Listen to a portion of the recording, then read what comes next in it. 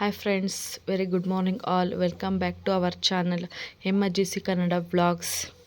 ಇವತ್ತು ಬೆಳಗ್ಗೆ ಎದ್ದಿದ್ದೆ 8 ಗಂಟೆ. ಅಜ್ಜಿ ಇರಲಿಲ್ವಲ್ಲ, ಹಾಗಾಗಿ ನಾನು ತಾತ ಇಬ್ಬರೇ ಇರೋದ್ರಿಂದ ಎದ್ದು ಮನೆಯೆಲ್ಲ ಕಸ ಎಲ್ಲ ಗುಡಿಸಿ ಬಾಗಿಲಿಗೆ ನೀರು ಹಾಕಿ ರಂಗೋಲಿ ಎಲ್ಲ ಹಾಕ್ಬಿಟ್ಟು ತಾತ ಕಸ ಎಲ್ಲ ಗುಡಿಸ್ಬಿಟ್ಟು ಬಾಗಿಲಿಗೆ ಸ್ವಲ್ಪ ನೀರು ಹಾಕಿದ್ರು. ಬೆಳಗ್ಗೆ 6 ಗಂಟೆಗೆ ಅವರು ಇದ್ದು ಹಸು ಎಲ್ಲ ಹೊರಗಡೆ ಕಟ್ತಾರಲ್ಲ ಆವಾಗಲೇ ನಾನು ಇದ್ದಾಗ ಅರಿಶಿನ ಕುಂಕುಮ ಬಾಗಿಲಿಗೆ ಇಡಲಿಲ್ಲ ಅಂದರೆ ಚೆನ್ನಾಗಿ ಕಾಣಲ್ಲ ಅಲ್ವಾ, ಹಾಗಾಗ್ಬಿಟ್ಟು ಬಾಗಿಲನ್ನೆಲ್ಲ ಕ್ಲೀನ್ ಮಾಡಿಕೊಂಡು ಅರಿಶಿನ ಕುಂಕುಮ ಎಲ್ಲ ಇಟ್ಬಿಟ್ಟು ಇವತ್ತು ಏನು ಕೆಲಸ ಇತ್ತು ಅದನ್ನು ಮಾಡ್ಕೊಳ್ಳೋಣ ಅಂತ ನೋಡಿಕೊಂಡೆ.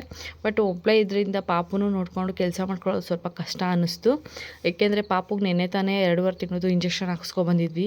ಅವಳು ಬೆಳಗ್ಗೆ ನಂಗೆ ಎದ್ದೇಳೋದಕ್ಕೆ ಬಿಡ್ತಾ ಇರಲಿಲ್ಲ ಕೆಲಸ ಮಾಡ್ಕೊಳ್ಳೋದಕ್ಕೆ. ತುಂಬ ಅಳ್ತಾ ಇದ್ಲು. ಬೆಳಗ್ಗೆನೇ ಸ್ವಲ್ಪ ಚಳಿ ಜಾಸ್ತಿ ಇತ್ತಲ್ವ, ಅವಳಿಗೆ ಕಾಲೆಲ್ಲ ತುಂಬ ನೋವು ಬರ್ತಾಯಿತ್ತು. ಕಾಲಿಗೆ ಇಂಜೆಕ್ಷನ್ ಹಾಕಿರೋದ್ರಿಂದ ಅಳ್ತಾ ಇದ್ಲು ತುಂಬಾ. ಅವಳನ್ನ ಇಟ್ಕೊಂಡು ಇವತ್ತು ಕೆಲಸ ಮಾಡ್ಕೊಳ್ಳೋಷ್ಟೊತ್ತಿಗೆ ಸುಸ್ತಾಗೋಯ್ತು.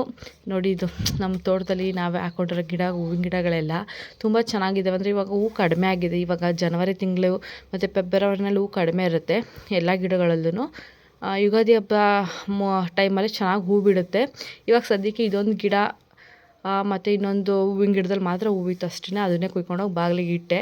ಪೂಜೆಗೆಲ್ಲ ಹೂ ಶಾರ್ಟೇಜ್ ಇವಾಗ ಸ್ವಲ್ಪ. ಎಲ್ಲ ಗಿಡಗಳು ಸ್ವಲ್ಪ ಒಣಗ್ತಾ ಇದ್ದಾವೆ. ಇದು ಅಂತೂ ನನ್ನೇ ನೋಡುತ್ತೆ, ಬೊಗಳುತ್ತಾ ಇತ್ತು ಬೆಳಗ್ಗೆನೇ. ಇದು ಬಂದ್ಬಿಟ್ಟು ನಾವು ಸೊಪ್ಪಿನ ಮಡಿ ಹಾಕ್ಕೊಂಡಿದ್ವಿ ಮನೆ ಮುಂದೆನೇ. ಮೆಂತ್ಯ ಸೊಪ್ಪು, ಸಬ್ಬಸಿಗೆ ಸೊಪ್ಪು, ಕೊತ್ತಂಬರಿ ಸೊಪ್ಪು. ಅದರಲ್ಲಿ ಮೆಂತ್ಯ ಸೊಪ್ಪಿಂದು ಆಲ್ಮೋಸ್ಟ್ ಖಾಲಿ ಮಾಡಿಬಿಟ್ಟಿದ್ವಿ. ಇನ್ನು ಸಬ್ಬಸಿಗೆ ಸೊಪ್ಪಿನ ಮಧ್ಯದಲ್ಲಿ ಸ್ವಲ್ಪ ಹಳಗಳೆಲ್ಲ ಬೆಳೆದಿತ್ತು. ಬಟ್ ಸೊಪ್ಪು ಎಳೆದೇ ಆಗಿತ್ತು. ಅದನ್ನೇ ಕಿತ್ಕೊಂಡೆ. ಬೆಳಗ್ಗೆ ಉಪ್ಪಿಟ್ಟು ಮಾಡೋಣ ಅಂತ ಹೇಳ್ಬಿಟ್ಟು ನಾನು ತಾತ ಇಬ್ಬರೇ ಇರೋದ್ರಿಂದ ಸಾಕು, ನಮ್ಗೊಂದು ಸ್ವಲ್ಪ ಕಿತ್ಕೊಂಡ್ರೆ ಸಾಕು. ಅದನ್ನು ಎಳೆದು ಬೇರೆ ಆಗಿತ್ತಲ್ಲ, ಹಾಗಾಗಿ ತುಂಬ ಹಳ ಬೆಳೆದಿತ್ತು. ಇದು ನಮ್ಮ ಅಜ್ಜಿ ಮಾಡಿದ ಮಡಿ. ಅಂದರೆ ಅವ್ರಿಗೆ ಯಾವ ಥರ ಮಾಡಬೇಕು ಅಂತ ಗೊತ್ತಿಲ್ಲ, ಸುಮ್ಮನೆ ಹಂಗೆ ಮಣ್ಣನ್ನೆಲ್ಲ ಹದ ಮಾಡ್ಕೊಬಿಟ್ಟು ಹಾಕ್ಬಿಟ್ರು ಅಷ್ಟೇ. ಹಂಗಾಗಿ ಅದ್ರ ಫಸ್ಟು ಹಳದ ಬೀಜ ಎಲ್ಲ ಬಿದ್ದಿರುತ್ತಲ್ಲ, ಕಳೆ ಅಂತಾರಲ್ವ, ಅದೆಲ್ಲ ಚೆನ್ನಾಗಿ ಉಟ್ಕೊಬಿಟ್ಟಿತ್ತು. ಅದರೊಳಗಡೆ ಸ್ವಲ್ಪ ನನಗೆ ಸಬ್ಬಸಿಗೆ ಸೊಪ್ಪು ಸಿಕ್ತು. ಅದನ್ನು ಕಿತ್ಕೊಂಡು ನೀಟಾಗಿ ವಾಶ್ ಮಾಡಿಕೊಂಡು ಅದನ್ನೇ ತಿಂಡಿ ಮಾಡೋದಕ್ಕೆ ರೆಡಿ ಮಾಡಿಕೊಂಡೆ.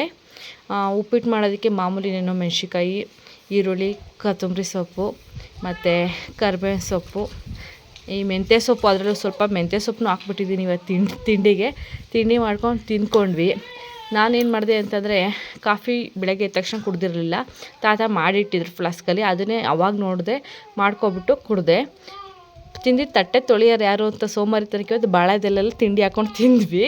ಏಕೆಂದರೆ ರಾತ್ರಿ ಪಾತ್ರೆನೇ ತೊಳೆದಿರಲಿಲ್ಲ. ಹಾಗಾಗಿ ಮಧ್ಯಾಹ್ನ ಅಡುಗೆಗೆ ಬಂದುಬಿಟ್ಟು ಇಂಥದ್ದು ಪೆಟ್ಲಕಾಯಿ ತೊಗೊಬಂದಿತ್ತು ತಾತ, ಅದ್ರ ಸಾಂಬಾರು ಮಾಡು ಅಂತ ಹೇಳಿದ್ರು. ಸೊ ಅದನ್ನು ಮಾಡ್ತಾಯಿದ್ದೀನಿ. ಜಾರಿಗೆಯಲ್ಲಿ ಈರುಳ್ಳಿ, ಟೊಮೊಟೊ, ಕಾಯಿ ತುರಿ ಮತ್ತು ಕಡಲೆ, ಬೆಳ್ಳುಳ್ಳಿ ಎಲ್ಲ ಹಾಕ್ಕೊಂಡು ಮಿಕ್ಸಿಗೆ ಹಾಕ್ಕೊಂಡೆ. ಹುಣ್ಸೆಹಣ್ಣು ಹಾಕಬಾರ್ದು ಈ ಸಾಂಬಾರಿಗೆ. ಆಮೇಲೆ ಅದು ಪೆಟ್ಲಕಾಯಿನೆಲ್ಲ ಹೆಚ್ಚಿಟ್ಕೊಂಡಿದ್ನಲ್ಲ, ಇದಕ್ಕೆ ಇದ್ಕಿದ ಬೇಳೆ, ಅವರೇ ಬೇಳೆ ಹಾಕಿದ್ದೆ, ಚೆನ್ನಾಗಾಗಿತ್ತು ಟೇಸ್ಟು.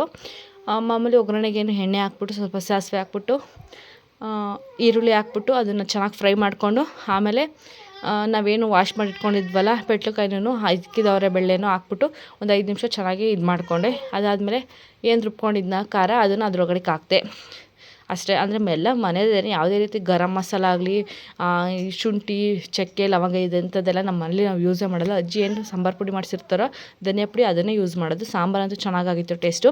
ಈ ಸಾಂಬಾರಿಗೆ ನಮ್ಮಲ್ಲಿ ಯಾರೂ ಹುಣ್ಸೆಹಣ್ಣು ಹಾಕೋಲ್ಲ, 1 ಅಥವಾ 2 ಟೊಮೊಟೊ ಹಾಕ್ತಾರೆ ಅಷ್ಟೇ. ನಾನು ಚಿಕ್ಕದ್ರಾಗಿಂದ 2 ಟೊಮೊಟೊ ಹಾಕಿದ್ದೆ. ಇದ್ರ ಜೊತೆ ಇದಕ್ಕೆ ಹಸಿ ಹಾಲನ್ನೂ ಹಾಕ್ತೀವಿ. ತಂಬು ಹಾಲು ಹಾಕಬೇಕಿತ್ತು ಆ್ಯಕ್ಚುಲಾಗಿ. ಅಂದರೆ ನಾನು ಹಾಲು ಕಾಯೋಕ್ಕೆ ಇಟ್ಬಿಟ್ಟಿದ್ದೆ, ಅಂದರೆ ನೀರು ಕಡಿಮೆ ಹಾಕಿದ್ದೆ ಅಂತ ಹೇಳ್ಬಿಟ್ಟು ಅದನ್ನೇ ಹಾಕ್ತೆ. ರುಚಿಗೆ ಎಷ್ಟು ಬೇಕೋ ಅಷ್ಟು ಉಪ್ಪು ಹಾಕ್ಕೊಂಡೆ. ಆಮೇಲೆ ಸಾಂಬಾರನ್ನ ಯಾವತ್ತೂ ಅದು ಕುದಿ ಬರೋವರೆಗೂ ಕುಕ್ಕರ್ ಬಾಯಿನ ಮುಚ್ಚಬಾರ್ದು ಅಂತ ಹೇಳ್ತಾರೆ. ಹಂಗಾಗ್ಬಿಟ್ಟು ನಾನು ಹಂಗೆ ಅದು ಕುದಿ ಬಂದಮೇಲೆ ಹಾಕ್ತೆ. ಇವತ್ತು ಇನ್ನೊಂದು ರೆಸಿಪಿ ಏನು ಮಾಡಿದೆ ಅಂದರೆ, ಎಳ್ನೀರು ಕುಡಿದು ಜಾಸ್ತಿ ಆಗೋಗ್ಬಿಟ್ಟಿತ್ತು, 2 ಎಳ್ನೀರು. ಹಾಗಾಗ್ಬಿಟ್ಟು ಆ ಎಳ್ನೀರು ಮತ್ತು ಎಳ್ನೀರಲ್ಲಿ ಬರೋ ಬೊಂಬಲು ಅಂದರೆ ಗಂಜಿ ಏನಂತೀವೋ ಅದನ್ನು, ಒಂದು ಎಳ್ನೀರಿಂದ ಮಾತ್ರ ಇಷ್ಟು ಸ್ವಲ್ಪ ಎಳ್ನೀರು, ಅದರಲ್ಲಿ ಬರೋ ಗಂಜಿ ಒಂದೇ ಒಂದು ಎಳ್ನೀರಿಂದ ಮಿಕ್ಸಿಗೆ ಹಾಕ್ಕೊಂಡು ಅದನ್ನು ಕುಡಿದೆ. ಒಂಥರ ಚೆನ್ನಾಗಿತ್ತು ಟೇಸ್ಟು. ಎಳ್ನೀರು ತುಂಬ ಕುಡಿದು ಬೇಜಾರು ಅನಿಸಿರೋರು ಈ ಥರನೂ ಟ್ರೈ ಮಾಡ್ಬೋದು ಬೇಸಿಗೆಗಾಲಕ್ಕೆ, ತುಂಬ ಚೆನ್ನಾಗಿರುತ್ತೆ ಟೇಸ್ಟು. ಅದಕ್ಕೆ ಸಬ್ಜಾ ಸೀಡ್ಸ್ ಇದ್ದರೆ ಅದನ್ನೂ ಆ್ಯಡ್ ಮಾಡ್ಕೊಳ್ಳಿ. ಹಾಗೆ ಇವತ್ತು ತಾತ ಇನ್ನೊಂದು ಕೆಲಸ ಮಾಡೋಣ ಅಂತ ಹೇಳಿದ್ರು. ಏನಂತಂದರೆ, ನೀವು ನೋಡಿದ್ರಲ್ವ ಸೊಪ್ಪಿನ ಮಡಿಗಳಲ್ಲಿ ಸೊಪ್ಪೆಲ್ಲ ಕಡಿಮೆ ಆಗ್ತಾ ಬಂದಿತ್ತಲ್ವ, ಅದಕ್ಕೆ ಸೊಪ್ಪಿನ ಮಡಿ ಮಾಡಿಬಿಡೋಣ ಅಂತೇಳ್ಬಿಟ್ಟು ಇಲ್ಲಿ ನಾವು ಮೆಣಸಿನ ಬೀಜ ಮತ್ತು ಇದು ಬಂದ್ಬಿಟ್ಟು ಸಬ್ಬಸಿಗೆ ಸೊಪ್ಪಿನ ಬೀಜ ನೋಡಿ, ನಾನು ನೋಡೇ ಇರಲಿಲ್ಲ. ನಾವು ಮಡಿ ಮಾಡಿದಾಗಲೇ ನಾನು ನೋಡಿದ್ದು ಹೆಂಗಿರುತ್ತೆ ಅಂತ ಹೇಳ್ಬಿಟ್ಟು. ಮತ್ತು ಸಾಂಬಾರು ಬೀಜ ಮತ್ತು ಮೆಂತ್ಯ ಬೀಜ ಇಷ್ಟನ್ನು ಮಡಿ ಮಾಡೋಣ ಅಂತ ಹೋದ್ವಿ.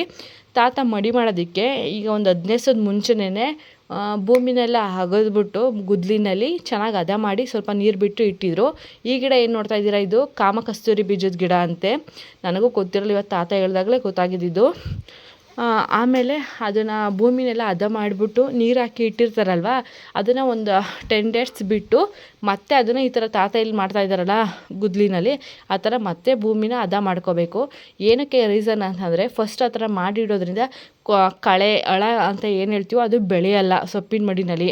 ಆ ಥರ ಗ್ಯಾಪ್ ಬಿಟ್ಟು ಮತ್ತೆ ಈ ಥರ ಮಾಡಿದ್ರೆ ಅದೆಲ್ಲ ಬೆಳೆದಿರುತ್ತಲ್ವ, ಚಿಕ್ಕ ಚಿಕ್ಕದಾಗಿ ಬೆಳೆದಿರುತ್ತೆ. ಅದನ್ನೆಲ್ಲ ಮತ್ತೆ ಗುದ್ದಲಿ ಸಹಾಯದಿಂದ ಈ ಥರ ಮಾಡಿದ್ರೆ ಇದಾಗುತ್ತೆ. ವ್ಯೂ ನೋಡಿ, ಮಧ್ಯಾಹ್ನದ ವ್ಯೂ ಎಷ್ಟು ಸಖತ್ತಾಗಿ ಕಾಣಿಸ್ತಾ ಇತ್ತು ಅಂದರೆ, ಸಖತ್ತು ಬಿಸಿಲಿತ್ತಲ್ವ, ಆ ಗಿಡಗಳದ್ದು ಹೂವಿಗೂ ಆ ಭೂಮಿ ಎಂಥದ್ದು ಆಕಾಶಕ್ಕೂ ಒಂಥರ ಚೆನ್ನಾಗಿತ್ತು. ಈ ಥರ ಎಲ್ಲ ಬೀಜಗಳನ್ನು ಹಾಕ್ತಾರೆ. ಬೀಜಗಳು ಹಾಕ್ಬಿಟ್ಟು ಮತ್ತು ಗುದ್ದಲಿಲೇನು ಮುಚ್ಚೋದಕ್ಕೆ ಹೋಗಲ್ಲ, ಕೈಯಲ್ಲೇ ಆ ಎಂಟೆ ಎಲ್ಲ ಪುಡಿ ಆಗೋವರೆಗೂ ಸ್ವಲ್ಪ ಅದ್ರ ಮೇಲೆ ಈ ಥರ ಎಲ್ಲ ತಾತ ಮಾಡ್ತಿದ್ದಾರಲ್ಲ ಆ ಥರ ಮಾಡಬೇಕು. ಮಾಡಿ ಆದಮೇಲೆ ಲಾಸ್ಟಿಗೆ ಒಂದು ಸ್ವಲ್ಪ ನೀರು ಚಿಮುಕ್ಸ್ಬಿಟ್ಟು ಹಂಗೆ ಬಿಡಬೇಕು. ಭೂಮಿನಲ್ಲಿ ತೇವಾಂಶ ಇತ್ತು ಅಂದರೆ ಏನು ಬೇಡ, ತೇವಾಂಶ ಇರಲಿಲ್ಲ ಅಂದರೆ ನೀರನ್ನ ಚಿಮುಕ್ಸ್ಬಿಟ್ಟು ಬಿಡಬೇಕಂತೆ. ನನಗೂ ಗೊತ್ತಿರಲಿಲ್ಲ, ತಾತ ಹೇಳಿದ್ದು ನಾನು ನಿಮ್ಗೆ ಹೇಳ್ತಾ ಇದ್ದೀನಿ. ಹಾಗಾಗಿ ಸೊಪ್ಪಿನ ಮಡಿನಲ್ಲಿ ಕಳೆ ಬರೋಲ್ಲ, ಮುಂಚೆನೇ ಪ್ರಿಪೇರ್ ಮಾಡಿ ಇಟ್ಕೊಂಡಿದ್ರೆ. ಇಲ್ಲ ಅಂತಂದರೆ ಸಡನ್ಲಿ ನಾವು ಹೋಗಿ ಹಾಕ್ತೀವಿ ಅಂತಂದರೆ ನಾವು ಹಾಕೋ ಸಸಿ ಬೀಜಕ್ಕಿಂತವ ಅದೇ ಬರುತ್ತೆ. ಯಾರೆಲ್ಲ ನನ್ನ ಚಾನಲ್ನ ನೋಡ್ತಾ ಇದ್ದೀರೋ ಅವರೆಲ್ಲ ನನ್ನ ಚಾನಲ್ನ ಸಬ್ಸ್ಕ್ರೈಬ್ ಮಾಡ್ಕೊಂಡು ನೋಡಿ. ಡೈಲಿ ನಿಮಗೆ ಇದೇ ಥರ ಒಳ್ಳೊಳ್ಳೆ ಕಂಟೆಂಟ್ಸ್ ವೀಡಿಯೋನ ನನ್ನ ಚಾನಲಿಂದ ಕೊಡ್ತಾ ಇರ್ತೀನಿ. ದಯವಿಟ್ಟು ನನ್ನ ಚಾನಲ್ ಸಬ್ಸ್ಕ್ರೈಬ್ ಮಾಡ್ಕೊಂಡು ನೋಡಿ. ಹಾಗೆ ನನ್ನ ವಿಡಿಯೋ ಇಷ್ಟ ಆದರೆ ಒಂದು ಲೈಕ್ ಮಾಡಿ. Thank you all. ನಾಳೆ ಸಿಗೋಣ ಮತ್ತೆ ಹೊಸ ವೀಡಿಯೋದೊಂದಿಗೆ.